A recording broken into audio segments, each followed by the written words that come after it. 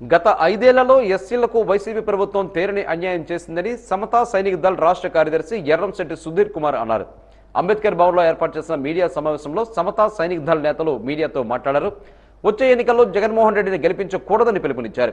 ఎస్సీల సంక్షేమం కోసం ఆలోచించే పార్టీలకు ఓట్లు వేయాలని సూచించారు.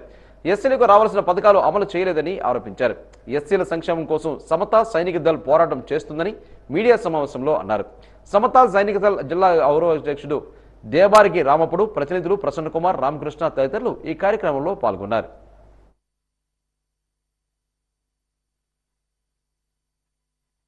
పంతొమ్మిదిలో దళితుల మేనమామని చెప్పుకుంటూ దళితుల ఓట్ల ద్వారా ప్రభుత్వాన్ని స్థాపించినటువంటి జగన్మోహన్ రెడ్డి చెప్పింది ఒకటి, చేసేది ఒకటి.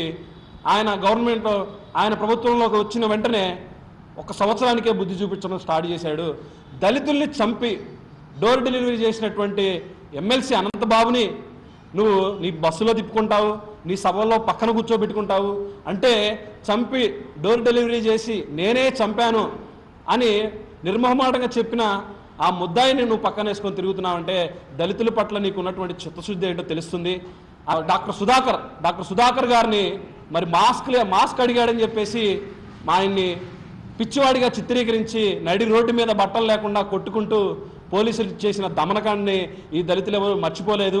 అలాగే తోట త్రిమూర్తులు శిరోముండనం కేసులో మరి ముద్దాయిగా ఉన్నటువంటి ఆయన్ని నువ్వు మొన్నదాకా ఎమ్మెల్సీ ఇచ్చావు, ఇప్పుడు శిక్ష పడి 18 నెలలు జైలు శిక్ష పడ్డాక అతనికి బెయిల్ ఇప్పించి నువ్వు ఎమ్మెల్యే టికెట్ ఇచ్చావంటే దళితుల్ని నువ్వు శిరోముండనం చేసిన, చంపిన, ఆఖరికి మూత్రం పోసిన, తగలబెట్టిన, వాళ్ళ ఆడపిల్లల్ని అత్యాచారాలు చేసిన ఇవన్నీ చేసే వాళ్ళని నువ్వు పంచన చేర్చుకొని వాళ్ళకి పదవులు కట్టబెడుతున్నావంటే నువ్వు దళితుల మేనమామ కాదు, దళితుల కంసమామవి.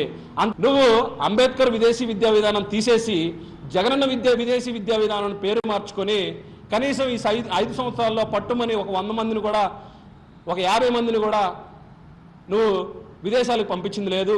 అంతే సప్లైన్ నిధులను దారి మళ్లించి మిగతా వాటికి వాడుకొని మాదిగా, మాల, రెల్లి కార్పొరేషన్లని 3 భాగాలుగా విడగొట్టి కనీసం 1 రూపాయి కూడా నిధులు కేటాయించలేని ఏకైక ముఖ్యమంత్రి జగన్మోహన్ రెడ్డి.